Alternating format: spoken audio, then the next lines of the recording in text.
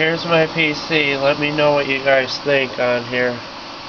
I still haven't learned how to do cable management yet. I know it looks messy. If you want to know the specs, I'll tell you. I use this for a media center and light gaming. Take care. Bye.